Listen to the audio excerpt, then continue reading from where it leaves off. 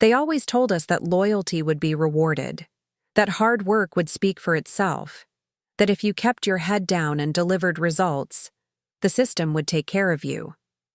I believed that mythology for 12 years until the moment I walked into conference room B and discovered that some promises are built on quicksand. It was a Tuesday morning, crisp October air cutting through downtown Portland when I received the email that would change everything. Mandatory meeting with HR and senior leadership, 2 p.m. today. Please bring your employee handbook. No context.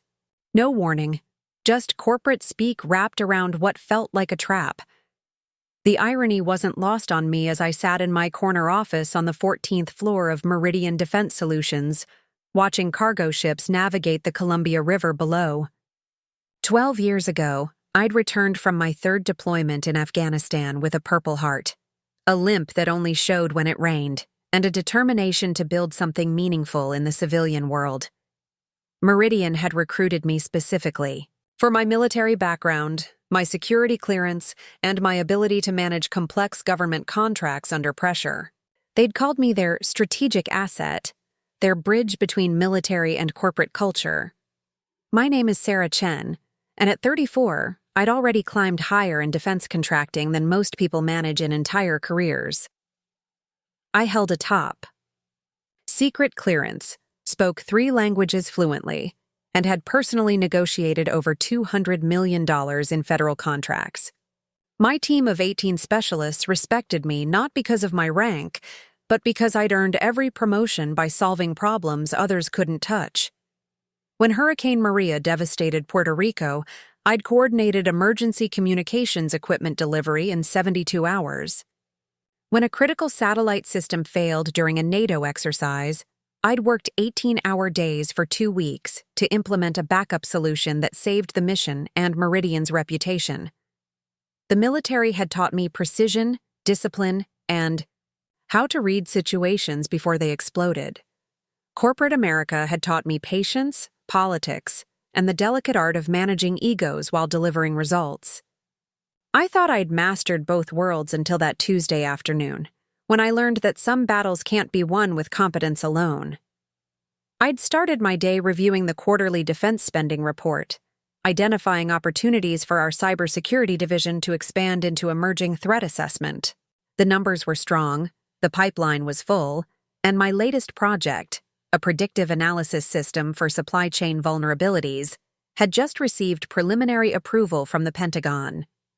Everything pointed toward another successful quarter, maybe even the promotion to VP that had been hinted at during my annual review 6 months earlier. My assistant, Marcus, had knocked softly before entering with his usual morning coffee briefing. He was 26, sharp as a blade, and had been with me for 3 years since graduating from Georgetown with degrees in international relations and computer science. Marcus understood the rhythm of government work, the importance of deadlines that couldn't slide, and the weight of clearance levels that determined who could know what. He was also one of the few people in the building who knew about my military service beyond what appeared in the company bio. The Morrison Industries. Presentation is locked for Thursday, he'd said, setting my coffee down precisely where I liked it, 2 inches from my keyboard. Legal finished reviewing the contract modifications, and the client wants to add a classified addendum about their new facility in Tucson. Also, Director Harrison wants to see you before the quarterly review meeting. I'd nodded, already mentally, shifting between the 3 different security protocols I'd need to navigate that day. Harrison was Meridian's chief operating officer, a former Navy commander who'd joined the company 2 years after I did. We'd worked well together, sharing the unspoken understanding that came from military experience. He trusted my judgment on complex contracts, and I appreciated his direct communication style that cut through corporate ambiguity. But that morning felt different. Marcus had hesitated before leaving, something he rarely did. "Everything okay?" I'd asked, looking up from the classified folder I'd been reviewing. "Probably nothing," he'd said, but his tone carried weight. "Just noticed some unusual calendar activity. Lots of closed-door meetings with people who don't usually work together. HR's been asking questions about project timelines and staff allocations. I'd filed that information away, adding it to the mental list of environmental factors I always tracked.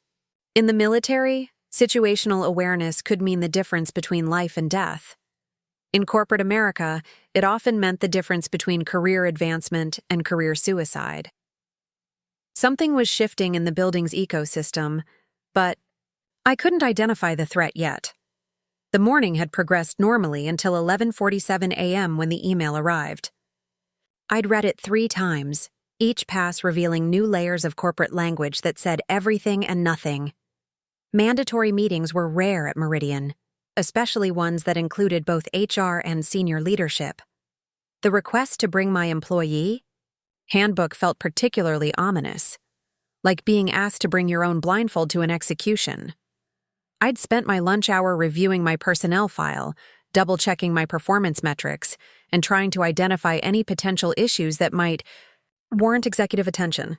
My security clearance was current, my project deliverables were ahead of schedule, and my team's satisfaction scores were among the highest in the company. The only unusual element was a series of questions I'd raised 6 weeks earlier about budget discrepancies in our overseas operations. Questions that had apparently made some executives uncomfortable. Walking into conference room B at exactly 2 p.m., I'd carried myself with the same composure I'd maintained during military briefings where lives hung in the balance. The room was smaller than I'd expected, with an oval glass table that reflected the fluorescent lighting harshly. 3 people were already seated. Jennifer Walsh from HR, a woman I'd interacted with maybe 4 times in 12 years, Director Harrison, who avoided making eye contact, and someone I didn't recognize, a thin man in an expensive suit who introduced himself as Thomas Kellerman from Corporate Restructuring. The phrase corporate restructuring hit my nervous system like incoming artillery. I'd seen enough reorganizations to know that they usually ended with good people losing their jobs while executives protected their own positions. But I'd also survived enough genuine crises to maintain my external calm while my mind rapidly assessed the tactical situation. Jennifer had opened with the standard corporate preamble about evolving market conditions and strategic realignment initiatives.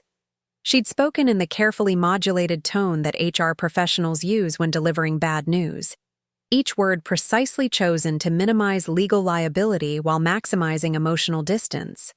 But I'd learned to listen for what wasn't being said, and the silence around my specific performance was deafening. "Sarah," she'd continued, "we've been conducting a comprehensive review of our defense contracting division, analyzing cost structures and operational efficiency metrics across all departments." She'd paused, glancing at a folder that I assumed contained my professional fate.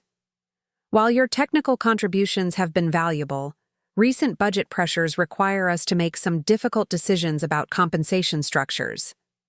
That's when Kellerman had taken over, his voice carrying the practiced indifference of someone who'd delivered similar speeches many times before.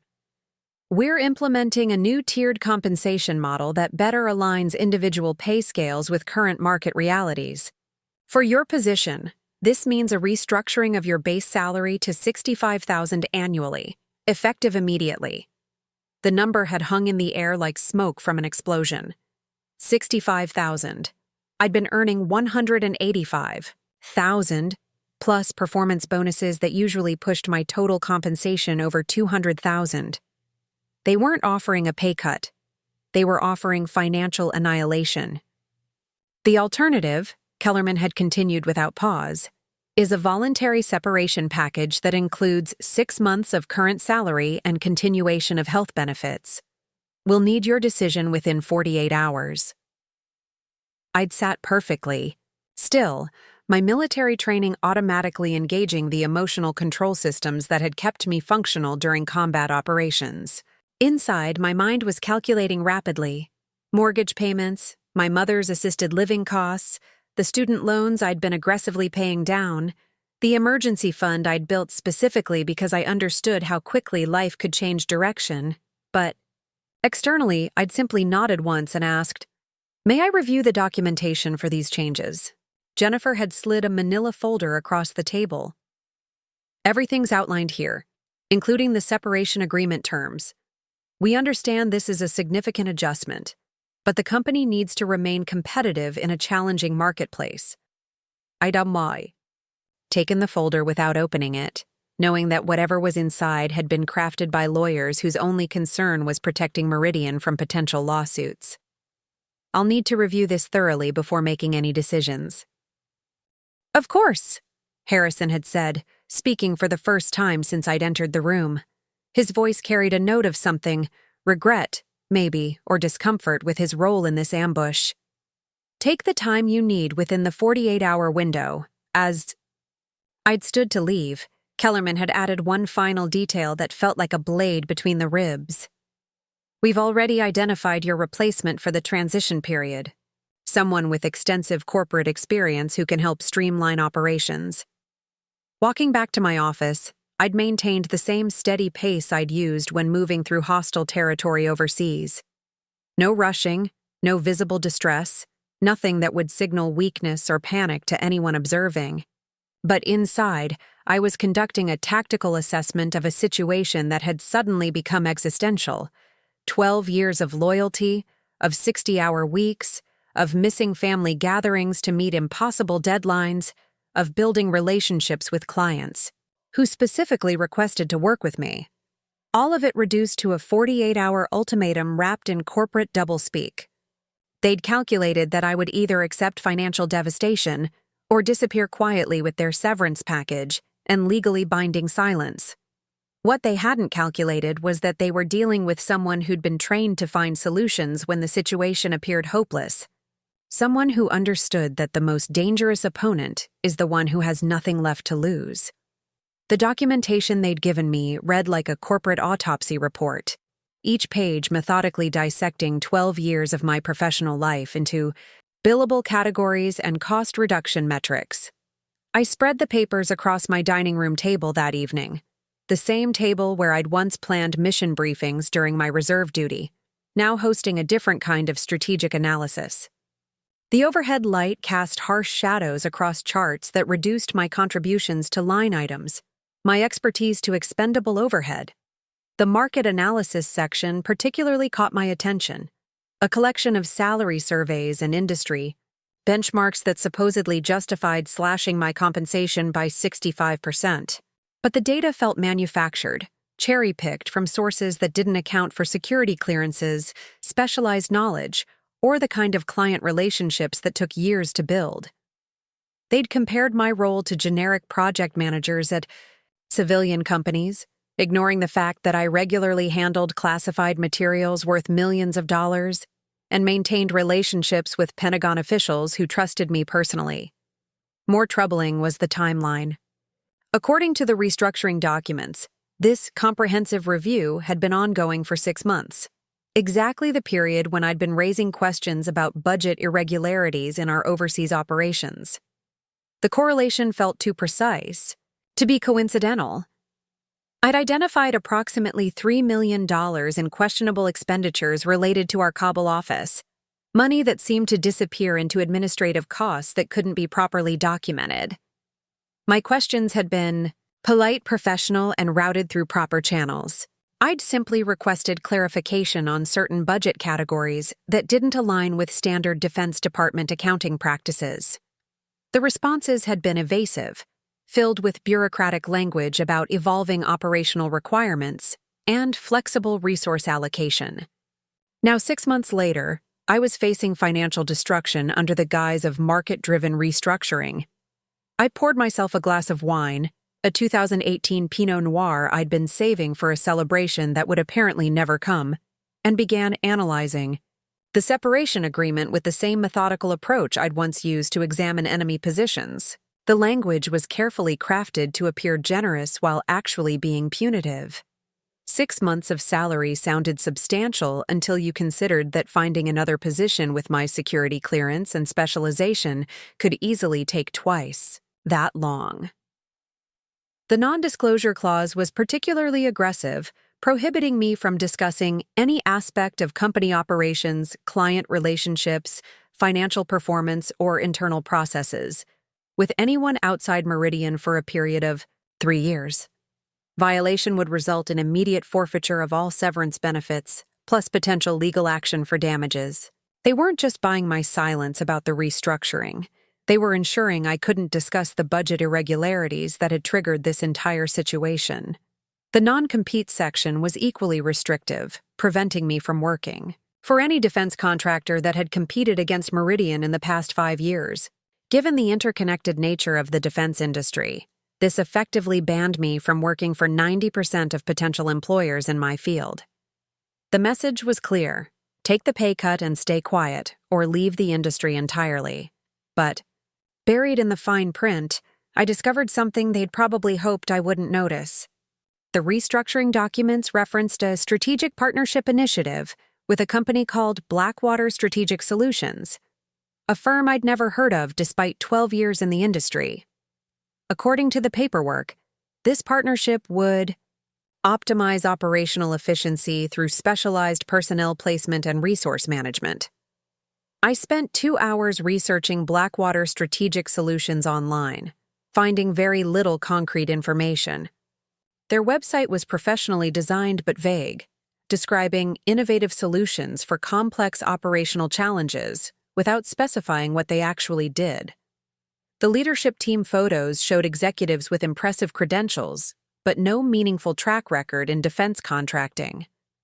The company had been incorporated 18 months ago in Delaware, with offices listed in Dubai, Kabul, and McLean, Virginia. The pieces began forming a pattern that made my stomach tighten. A new company with overseas operations, budget irregularities, in our Kabul office, and sudden pressure to remove the employee who'd been asking inconvenient questions. I'd seen similar scenarios during my military service, situations where money disappeared through creative accounting, while whistleblowers found themselves transferred to undesirable assignments or forced out entirely. My phone buzzed with a text from Marcus. "Working late again. Noticed some unusual activity in the server logs. Call me when you get a chance." I called him immediately, knowing that Marcus wouldn't contact me about technical issues unless something was genuinely concerning. His voice was tense when he answered. "Sarah, I've been monitoring network access patterns as part of my regular security protocols," he said without preamble. "Someone's been accessing your project files remotely, downloading documentation related to the overseas budget analysis you've been working on." "When did this start?" I asked, already knowing the answer would align with my timeline of corporate. Retaliation.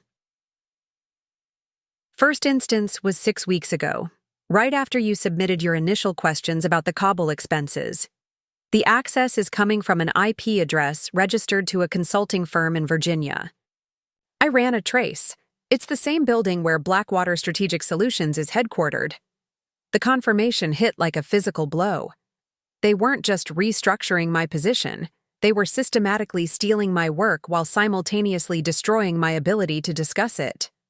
Whatever I'd discovered about the budget irregularities was valuable enough to justify an elaborate scheme to silence me while transferring my analysis to their new strategic partners. "Marcus, I need you to be very careful about what you share with anyone at the company," I said. "And make sure you document everything you found, but keep copies in a secure location outside the office." "Already done," he replied. "Sarah, there's something else. I heard rumors that they're planning to offer my position to someone from Blackwater Strategic. Same pattern. Bring in an outsider. Phase out institutional knowledge. Maintain plausible deniability." After ending the call, I sat in my living room staring at the city lights beyond my windows. 12 years ago, I'd left the military believing that corporate America operated under different rules, that competence and integrity would be rewarded, that asking legitimate questions wouldn't result in professional assassination. I'd been naive about the sophisticated ways that corruption could hide behind reorganizations and market pressures. But they'd made a crucial miscalculation.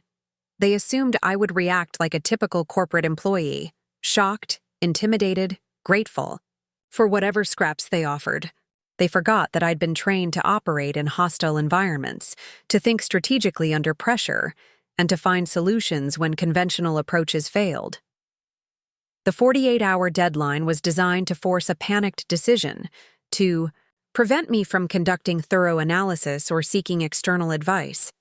But panic was a luxury I couldn't afford, and hasty decisions were antithetical to everything the military had taught me about tactical planning. I opened my laptop and began drafting a different kind of response than they expected. Not acceptance of their terms, not immediate resignation, but a request for additional documentation related to the restructuring process. I wanted to see the financial analysis that justified such dramatic salary reductions, the methodology used to determine market rates, and the criteria for selecting positions affected by the new compensation structure. More importantly, I wanted to understand exactly how Blackwater Strategic Solutions fit into Meridian's future operations, and why their personnel were already accessing my confidential project files. If they wanted to destroy my career over budget irregularities I'd discovered, they would have to do it in daylight, with documentation, while answering uncomfortable questions about their new business partnerships. The wine had grown warm in my glass as I worked, but my mind felt sharper than it had in months. For the first time since walking into Conference Room B, I wasn't thinking about what I might lose. I was thinking about what they were trying to hide and how much they were willing to risk to keep it buried. They'd given me 48 hours to make a decision. What they didn't realize was that I'd already made it. I just wasn't going to choose from the options they'd provided. I didn't sleep that night.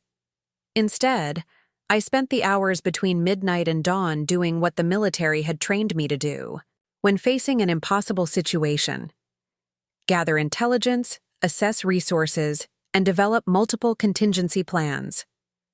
By 6 a.m., I had filled 17 pages of a legal pad with notes, connections, and strategic options that extended far beyond the binary choice Meridian thought they'd presented me. The first call I made was to Janet Restrepo, a former Army intelligence officer who now worked as a forensic accountant specializing in defense contractor fraud.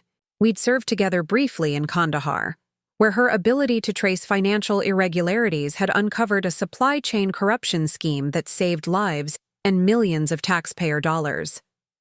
If anyone could help me understand the legal implications of what I'd discovered, it was Janet. "Sarah Chen," she said when she answered, her voice carrying the same crisp authority I remembered from our military days. "I was wondering when I'd hear from you. Word travels fast in our community, especially when someone starts asking inconvenient questions about overseas operations." "You've heard about my situation?" I asked, surprised that news had traveled beyond Meridian's walls. "Not the details, but I know Blackwater Strategic Solutions has been positioning themselves as the solution to several defense contractors' efficiency problems. They specialize in taking over operations from companies that need to reduce their compliance overhead, which usually means replacing experienced personnel with cheaper alternatives who don't ask difficult questions." Janet's explanation confirmed my worst suspicions. This wasn't just about my salary or even my specific discoveries. It was part of a broader strategy to infiltrate defense contracting operations, replacing institutional knowledge with controllable personnel who wouldn't scrutinize financial irregularities. "I need to understand my legal position," I told her. "They're demanding I accept a 65% pay cut or leave with a severance package that includes restrictive non-disclosure and non-compete clauses. But I've documented evidence of budget irregularities that might constitute fraud." "Forward me everything you have," Janet said immediately. "Financial documents, email communications, access logs, anything that establishes a timeline between your questions and their retaliation. If this follows the pattern I've seen elsewhere, we might be looking at whistleblower protection issues that supersede any employment agreement." After sending Janet the files, I turned my attention to building a broader intelligence picture. I spent 3 hours researching Blackwater Strategic Solutions' corporate structure, using public records databases and professional networks to trace their funding sources and personnel connections. What I discovered was more sophisticated than I'd expected. The company had been established with $25 million in initial funding from a private equity firm based in the Cayman Islands. Their board of directors included 2 former Pentagon officials, a retired CIA deputy director, and 3 executives from major defense contractors, including Harrison's predecessor at Meridian, who had left the company 18 months ago under circumstances that were never fully explained. More disturbing was the pattern of their expansion. Over the past year, Blackwater had established strategic partnerships with 6 different defense contractors, each time following the same playbook. Identify experienced personnel who posed compliance risks, create organizational pressure to remove them, then replace them with Blackwater consultants who charged premium rates while maintaining lower operational standards. The financial model was brilliantly corrupt. Instead of paying experienced employees with security clearances and institutional knowledge, companies could outsource those functions to Blackwater at costs that appeared higher on paper, but were actually lower when you factored in benefits, clearance maintenance, and liability exposure. Meanwhile, Blackwater's overseas operations provided numerous opportunities for creative accounting that would be difficult to audit. My phone rang at 9:47 a.m. The caller ID showed my direct supervisor, Linda Morrison, who had been conspicuously absent from yesterday's meeting despite being responsible for my department's operations. "Sarah, I need to see you in my office immediately," she said without preamble. Linda's voice carried a tension I'd never heard before, the kind of strain that came from being caught between conflicting loyalties. Linda's office was on the 15th floor, overlooking the same river view I'd grown accustomed to during 12 years of climbing Meridian's corporate ladder. She was standing behind her desk when I entered, her usually immaculate appearance showing signs of stress, wrinkled blouse, coffee stains on her jacket, and the hollow look of someone who hadn't slept well. "Close the door," she said quietly. "We need to talk, and this conversation never happened." I sat across from her desk, noting the stack of personnel files arranged in neat piles. My team's files, I realized, each one tagged with colored, sticky notes that probably indicated their fate in the restructuring process. "They're cleaning house," Linda said without preamble. "Not just you, Sarah. Anyone who's been here long enough to understand how things used to work. Anyone with enough clearance to ask uncomfortable questions. Anyone who represents institutional memory rather than institutional compliance." She opened a folder and slid it across the desk. Inside were organizational charts showing Meridian's structure before and after the proposed changes. The after version eliminated 15 senior positions while creating 23 new consultant liaison roles that would be filled by Blackwater. "Personnel! This has been in planning for over a year," Linda continued. "The Blackwater partnership isn't about efficiency, it's about control. They're systematically replacing our oversight capabilities with people who work directly for them, creating a structure where financial irregularities become operational features rather than compliance violations." I studied the charts, seeing clearly how my removal fit into a broader strategy.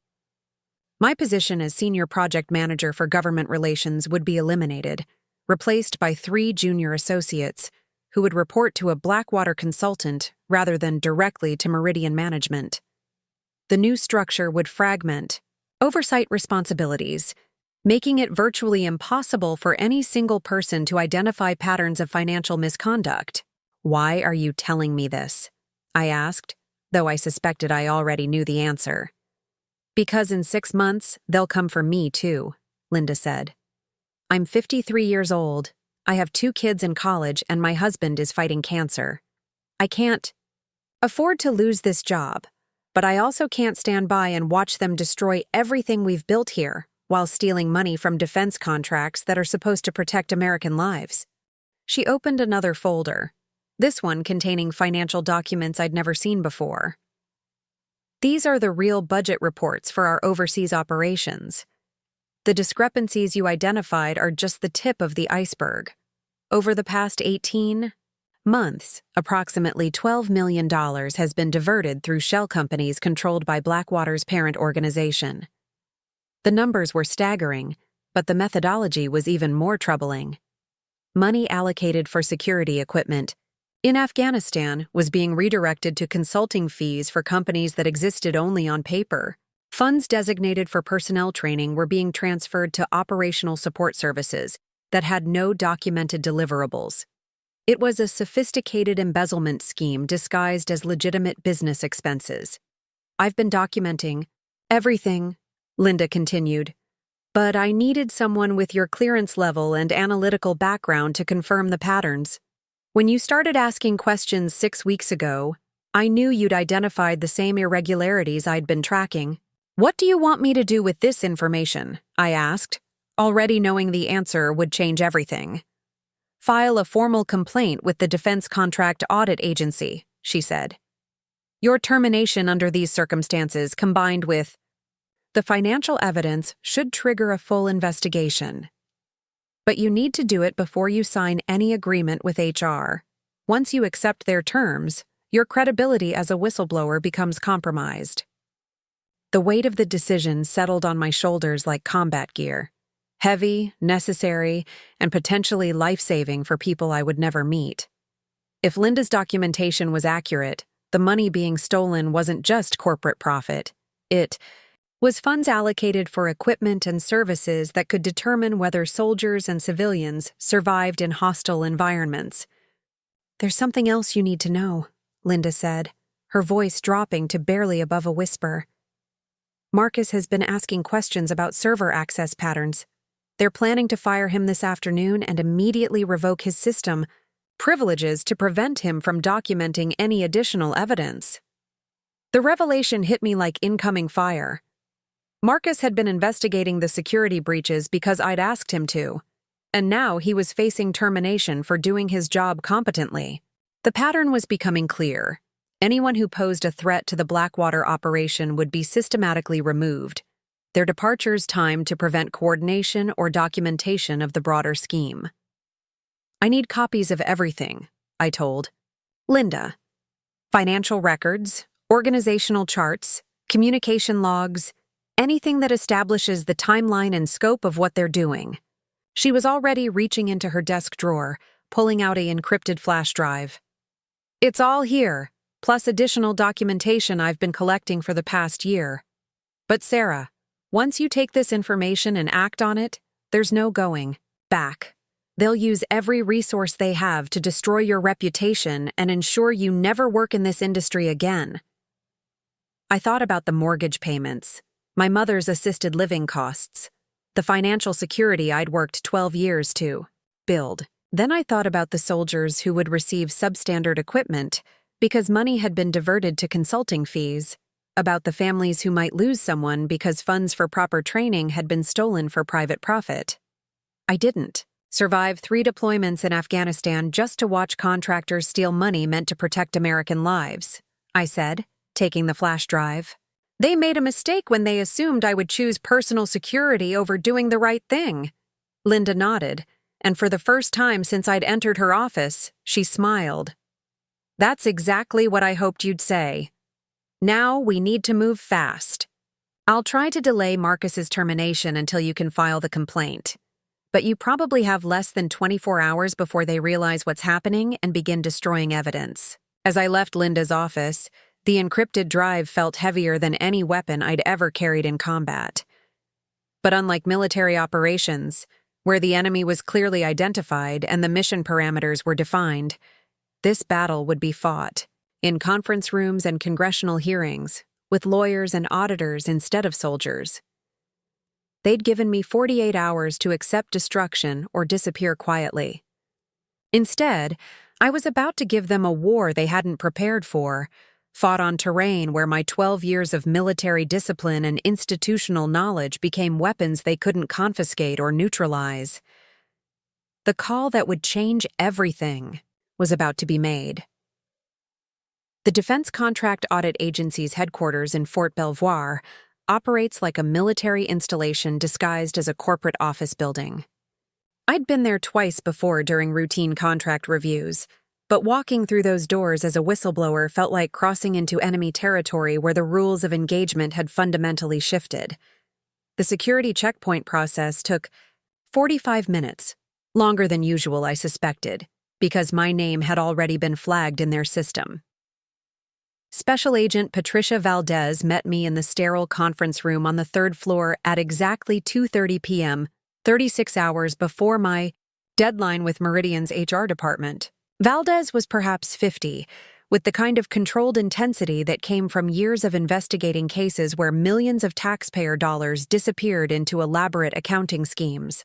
Her handshake was firm, professional, and carried the implicit message that she'd heard every possible variation of defense contractor corruption. Ms. Chen, I understand you have concerns about financial irregularities at your current employer, she said, gesturing for me to take a seat across from a table that already held recording equipment and several thick folders. Before we begin, I need to inform you that this conversation will be documented, and any information you provide may be used in potential criminal proceedings. I placed Linda's encrypted flash drive on the table between us. Agent Valdez, what I'm about to show you represents approximately $12 million in diverted funds over 18 months, systematic personnel replacement designed to eliminate oversight, and coordination between Meridian Defense Solutions and a consulting firm that appears to exist primarily to facilitate financial fraud. Her expression didn't change, but I noticed her posture shift slightly, the subtle adjustment of someone whose attention had been fully engaged. That's a serious allegation. Walk me through what you've discovered, starting with how you became aware of these irregularities. For the next 3 hours, I methodically presented the evidence Linda and I had compiled. Financial documents showing the pattern of overseas budget diversions. Personnel records demonstrating how employees who asked questions were systematically targeted for removal. Communication logs revealing coordination between Meridian executives and Blackwater Strategic Solutions. Corporate filings that exposed the shell company structure used to hide money transfers. Valdez took notes in a shorthand system I didn't recognize, occasionally asking for clarification about technical details or requesting additional documentation. Her questions were precise, informed, and designed to identify any weaknesses in the evidentiary chain that defense attorneys might exploit later. You mentioned that your termination was presented as market-driven restructuring, she said during a brief break. Do you have documentation connecting your questions about overseas expenses to the timeline of HR actions against you? I pulled out my phone and showed her the email trail. My first formal inquiry about the Kabul budget discrepancies was sent on August 15th. The comprehensive compensation review that justified my pay cut was allegedly initiated on August 20th, 5 days later. The review supposedly took 6 months to complete, but none of my colleagues in comparable positions were affected by similar salary adjustments. And you believe this timing indicates retaliation for your financial oversight activities? I believe this timing indicates panic, I replied. When someone with my clearance level and analytical background starts asking detailed questions about missing money, the response reveals whether the organization is committed to compliance or committed to concealment. Valdez spent another hour reviewing the encrypted files, cross-referencing corporate records with federal contract databases, and comparing our documentation to patterns from previous investigations. Her silence was more telling than any verbal response. The evidence was substantial enough to warrant serious attention. Ms. Chen, based on what you've presented today, we will be initiating a formal investigation into Meridian Defense Solutions and their relationship with Blackwater Strategic Solutions, she said finally. However, I need to inform you that this process will likely take 18 to 24 months to complete, during which time you'll be subject to intense scrutiny from both companies' legal teams. The reality of what I was unleashing began to settle into my bones. 24 months of legal warfare, professional isolation, and financial uncertainty, while government auditors methodically dismantled the corporate structure I'd spent 12 years helping to build. The whistleblower protection laws would prevent direct retaliation, But they couldn't protect me from the subtle forms of industry blacklisting that made career rehabilitation nearly impossible. There's something else you should know, Valdez continued. Blackwater Strategic Solutions is currently under investigation by the Treasury Department's Financial Crimes Enforcement Network for potential money laundering activities related to their overseas operations. Your documentation may provide crucial evidence linking their domestic consulting business to international financial crimes. The scope of what I'd stumbled into was larger than Linda and I had realized. We'd identified a defense contractor fraud scheme, but we'd apparently uncovered one component of a multinational money laundering operation that used government contracts as cover for illegal financial transfers. My phone buzzed with a text from Marcus. They moved my termination meeting to 4 p.m. today. Someone leaked that I was asking questions about server access. Need to talk ASAP. I showed the message to Valdez, who immediately understood the implications. If your colleague has documented evidence of unauthorized access to classified systems that could constitute a separate federal crime, we need to get him into protective custody before they can destroy the digital evidence or intimidate him into silence. Can you delay his termination? I asked. No, but we can ensure that any evidence he's collected is preserved and that he understands his rights as a potential witness in a federal investigation. She was already reaching for her phone. Give me his contact information. We'll have agents at Meridian within 2 hours. The drive back to my apartment felt surreal, like returning from a combat mission where the enemy's capabilities had been significantly underestimated. I'd walked into the DCAA office thinking I was reporting garden-variety corporate fraud. I was leaving as the primary witness in a federal investigation that could result in criminal charges against some of the most powerful figures in the defense contracting industry. My phone rang as I pulled into my parking garage.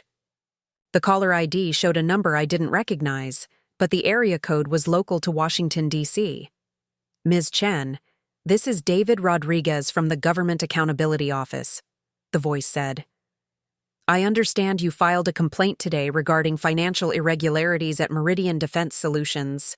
I'm calling because our office has been conducting a parallel investigation into questionable spending patterns among several defense contractors, and your employer has been of particular interest.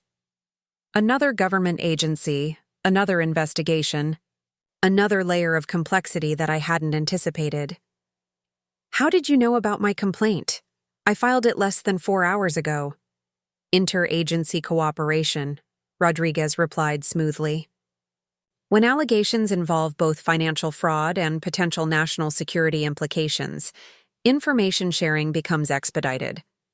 We'd like to schedule a follow-up interview to discuss patterns you may have observed that extend beyond the specific incidents you reported today. The phrase national security implications sent a chill through my nervous system. Whatever I'd discovered at Meridian wasn't just about stolen money. It was about compromised oversight systems that could affect military operations and personnel safety. The stakes were higher than I'd realized, and the number of people interested in my information was growing rapidly. I'll need to consult with my attorney before scheduling additional interviews, I said, realizing I needed legal representation immediately. Of course, but Ms. Chen, given the sensitive nature of this investigation, we strongly recommend that you avoid discussing these matters with anyone outside official channels. There are indications that some subjects of our investigation have extensive resources and few scruples about protecting their interests. The subtle threat was unmistakable. People with $12 million in stolen government funds and international money laundering connections wouldn't hesitate to eliminate problems that threatened their operation. I'd crossed a line from whistleblower to potential target, and my military training suddenly felt more relevant than my corporate experience. After ending the call, I sat in my car for 20 minutes, processing the magnitude of what I'd set in motion. 48 hours ago, my biggest concern had been choosing between financial devastation and professional exile. Now, I was the key witness in multiple federal investigations that could expose a criminal conspiracy involving defense contractors, consulting firms, and potentially foreign financial institutions. My phone buzzed with another message, this one from a number I didn't recognize. Sarah? This is Rebecca Torres from the Washington Post. We're investigating defense contractor fraud schemes and understand you may have relevant information. Would you be willing to speak with us? The media had somehow learned about my complaint within hours of filing it.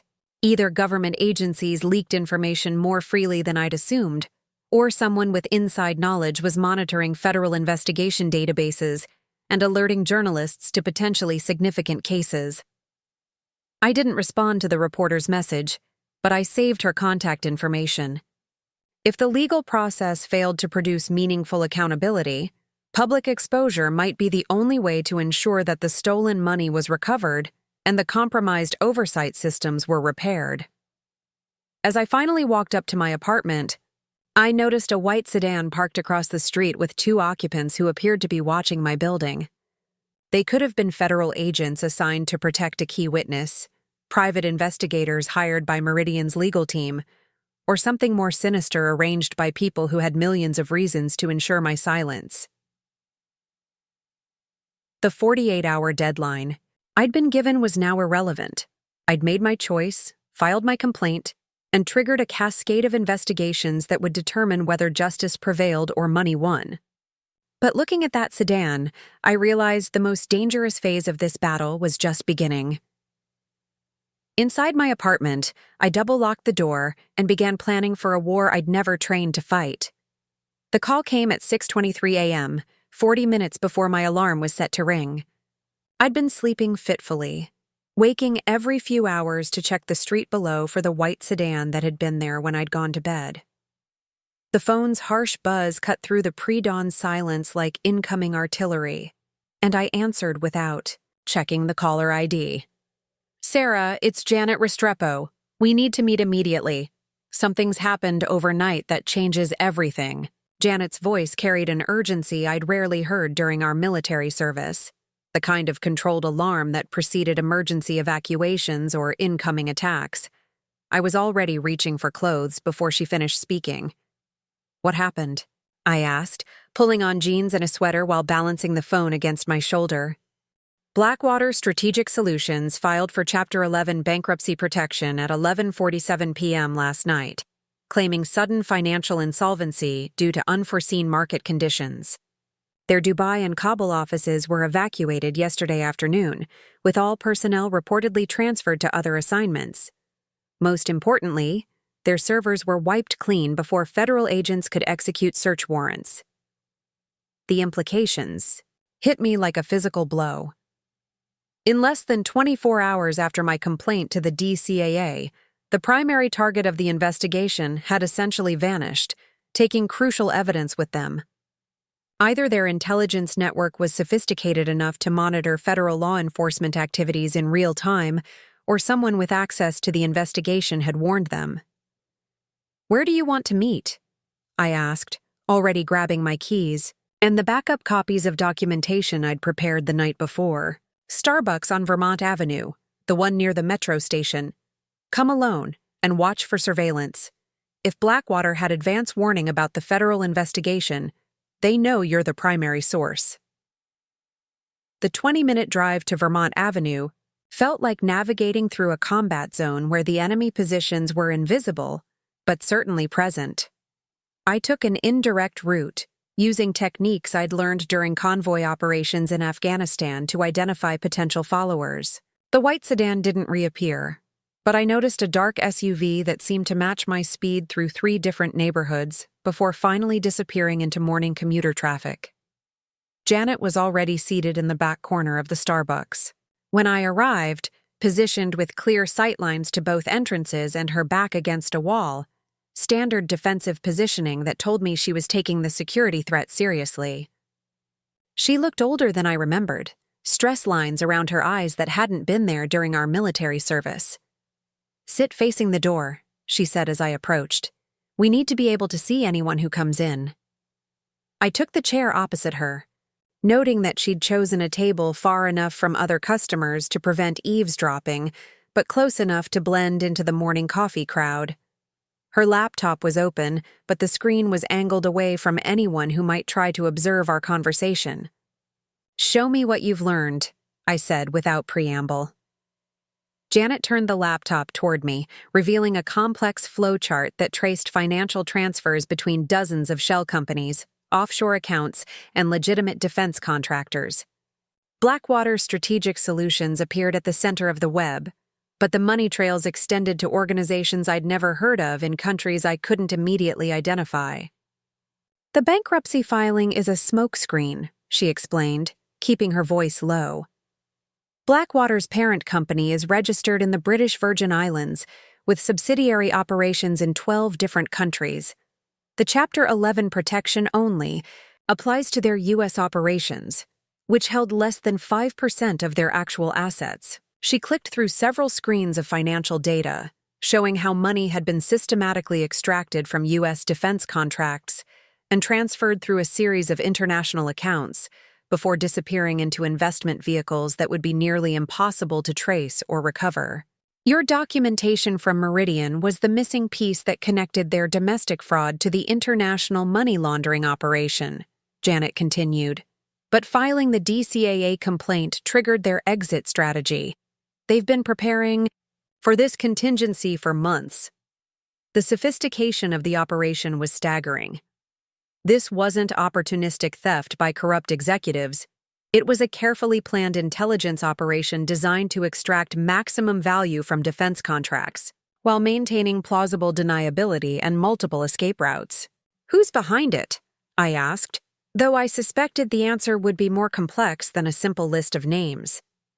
"We're still mapping the connections, but the financial patterns suggest coordination with entities that have significant intelligence, capabilities, and international reach. The timing of their evacuation, the efficiency of their data destruction, and the complexity of their corporate structure indicate resources that extend far beyond typical corporate fraud." Janet opened another file, this one containing personnel records and background checks for Blackwater's senior leadership. What I saw made my blood run cold. 3 of their 5 executives had previously worked for defense contractors that had faced federal investigations for financial irregularities. In each case, those executives had left their positions shortly before evidence was uncovered, and the investigations had ultimately failed due to insufficient documentation. "They're professional," I said, recognizing the pattern. "This isn't their first operation. Probably not their last either," Janet replied. "The defense contracting industry is worth hundreds of billions of dollars annually, with oversight systems that are complex enough to hide sophisticated theft for years before detection. If you can compromise the right personnel and establish the right corporate relationships, the potential profits are enormous." My phone buzzed with a text from Marcus. "Meeting with HR postponed indefinitely. They said, pending resolution of administrative matters. Something big is happening." I showed the message to Janet, who nodded grimly. "Meridian is in damage control mode. They're probably trying to assess their liability exposure and determine which personnel might have been compromised by the Blackwater relationship." "What does this mean for the federal investigation?" I asked. "Officially, it continues. The DCAA and GAO will pursue whatever evidence they can gather from Meridian's records and any domestic assets Blackwater couldn't evacuate. But realistically, the primary targets have escaped with most of the stolen money, and proving criminal intent will be extremely difficult without access to their international operations. The failure of the system to protect taxpayer money and hold criminals accountable was infuriating, but it also clarified my strategic position. The traditional channels of justice had been anticipated and neutralized by adversaries who understood those systems better than most government employees. If meaningful accountability was going to happen, it would require tactics they hadn't prepared for. "There's something else you need to know," Janet said, closing her laptop and leaning forward. "Rebecca Torres from the Washington Post called me this morning. She's been investigating defense contractor fraud for 8 months, and she has sources inside several agencies who are frustrated with the slow pace of official investigations." The mention of the reporter who'd contacted me yesterday felt like a puzzle piece clicking into place. You think media exposure might be more effective than legal proceedings?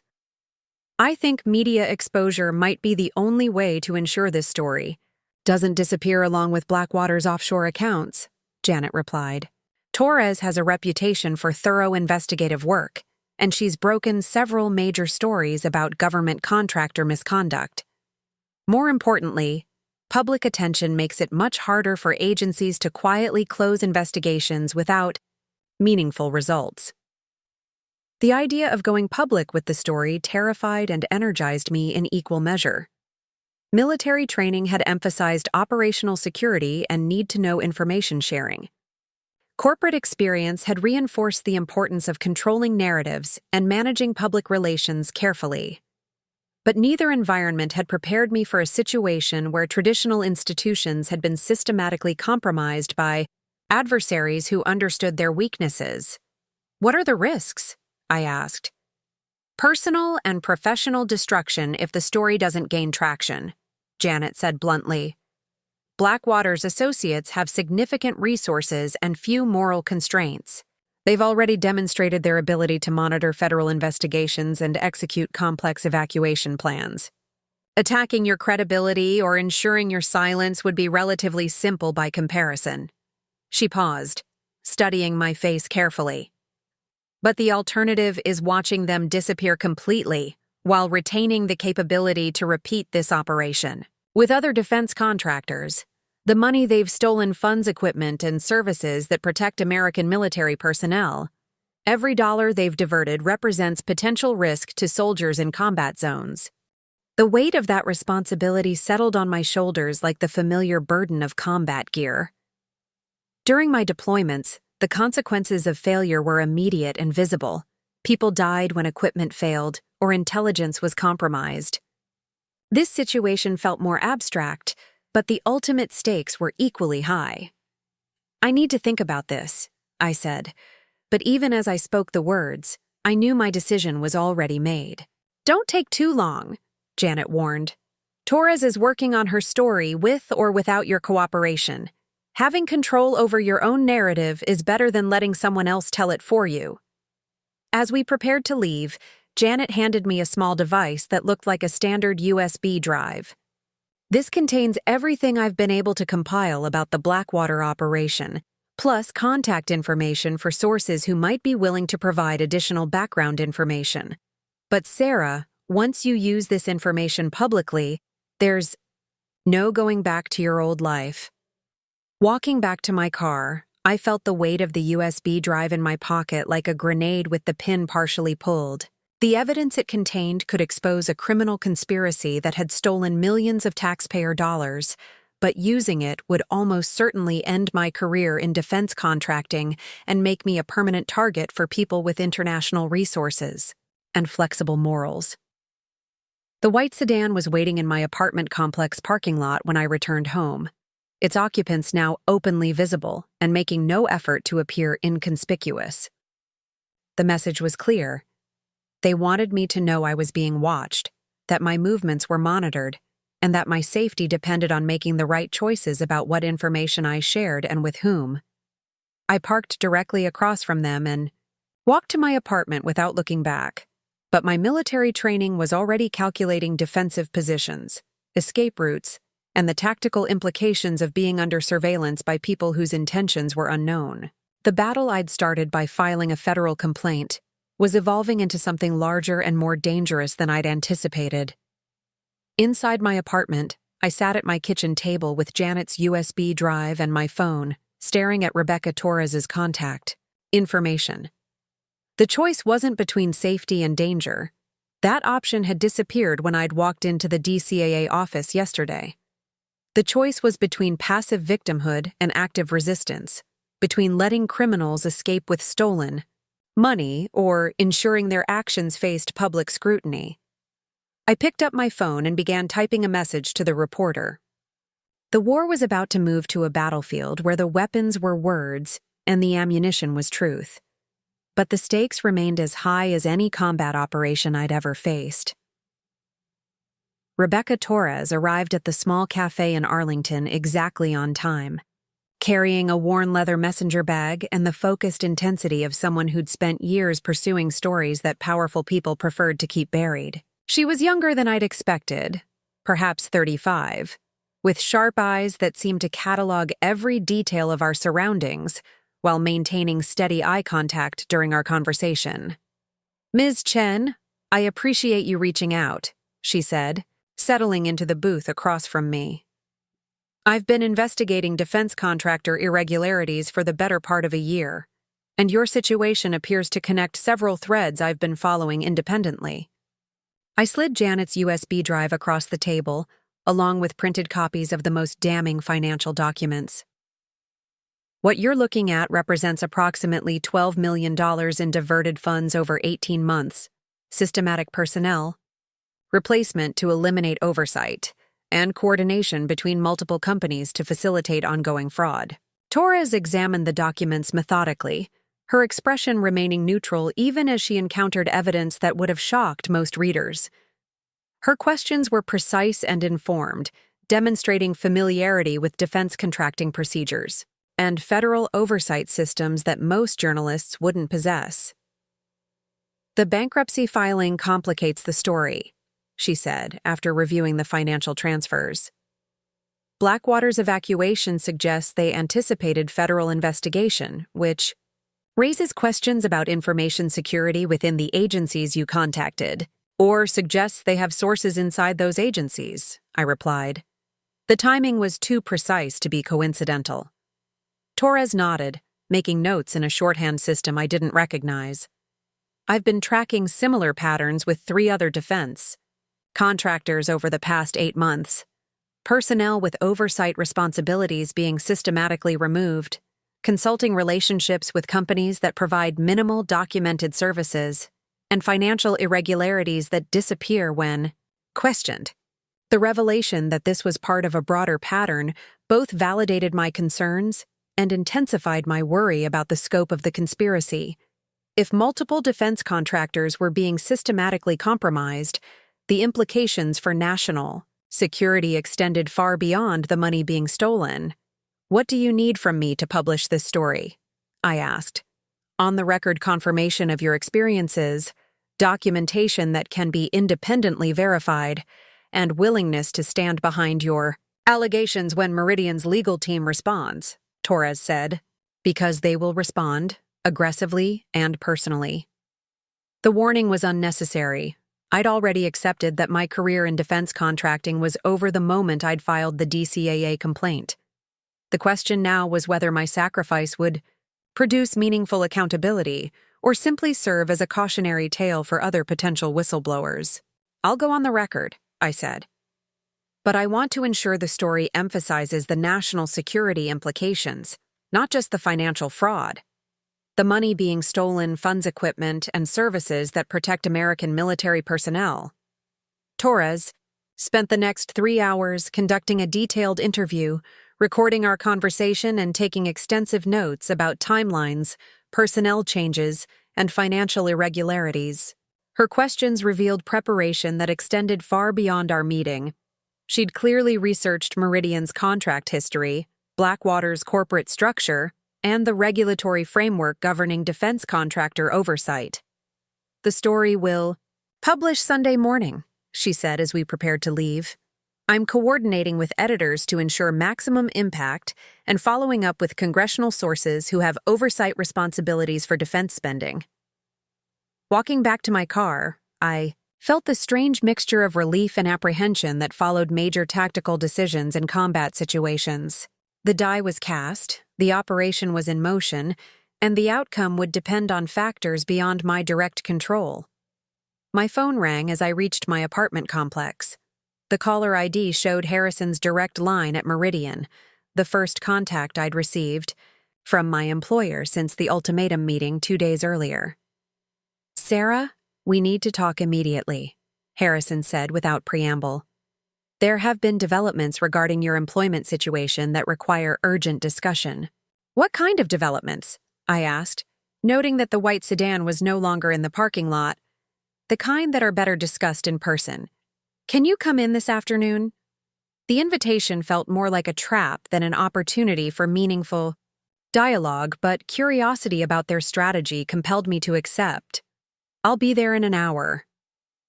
Meridian's offices felt different when I walked through the lobby. More surveillance cameras than I remembered, additional security personnel, and an atmosphere of controlled tension that suggested the building was in some form of lockdown. The elevator ride to Harrison's office seemed longer than usual, each floor marked by the soft chime that had once felt familiar, but now sounded ominous. Harrison was waiting in his office along with Jennifer Walsh from HR and two men I didn't recognize: expensive suits, government bearing, and the kind of professional alertness that suggested federal law enforcement or intelligence backgrounds. "Sarah, these gentlemen are from the Defense Security Service," Harrison said. "They have some questions about your recent activities and their potential impact on national security matters." The older of the two agents stepped forward, extending credentials that identified him as Special Agent Robert Kim. "Ms. Chen, we understand you've been in contact with federal agencies regarding alleged irregularities at your employer. We need to discuss the sensitive nature of some contracts that may have been compromised by unauthorized disclosure of classified information." The accusation hit like a precision strike. They weren't questioning my allegations about financial fraud. They were suggesting I'd committed treason by revealing classified details to unauthorized persons. It was a sophisticated counterattack designed to shift focus from corporate criminality to my alleged security violations. "I've disclosed no classified information to anyone," I said firmly. My complaints focused entirely on financial irregularities in unclassified budget categories. Agent Kim opened a folder and placed several documents on the table. "Our preliminary review suggests otherwise. The contracts in question involve classified capabilities and sensitive overseas operations. Any unauthorized discussion of these matters constitutes potential violation of the Espionage Act." The threat was unmistakable. Even if the financial fraud allegations were ultimately proven, they could destroy my credibility and potentially prosecute me for security violations that would result in decades of imprisonment. It was a classic intelligence operation. Neutralize the threat by making the messenger more dangerous than the message. "I want legal representation before answering any questions," I said, standing to leave. "Of course," Agent Kim replied smoothly.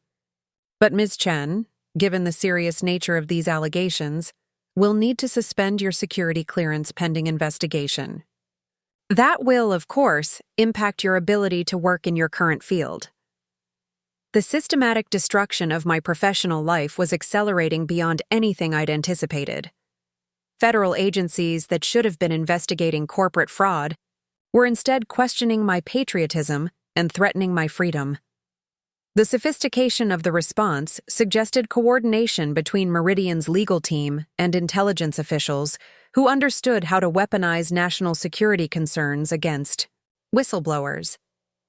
But as I walked out of Harrison's office, I realized they'd made a crucial tactical error. By threatening me with espionage charges, they'd confirmed that the contracts in question involved activities sensitive enough to warrant extreme measures to protect them. Whatever Blackwater had been doing with the stolen money, it was important, enough to risk destroying an experienced intelligence professional to keep it secret. The white sedan was waiting when I reached the parking garage, but this time I didn't feel intimidated by its presence. Rebecca Torres's story would publish in 3 days, armed with documentation that would be difficult to dismiss as classified information since it focused on financial irregularities rather than operational details. The agents who'd just threatened me would discover that attacking a military veteran's patriotism while defending corporate criminals was a narrative that played poorly in congressional hearings and public forums. My phone buzzed with a text from an unknown number. "Sundays. Story is just the beginning. Stay strong." The message could have come from Torres, from Janet, or from someone else who understood that this battle extended far beyond one defense contractor and one stolen pile of money. But whoever sent it was right. Sunday's publication, would mark the beginning of a longer campaign to expose the systematic compromise of institutions designed to protect American interests.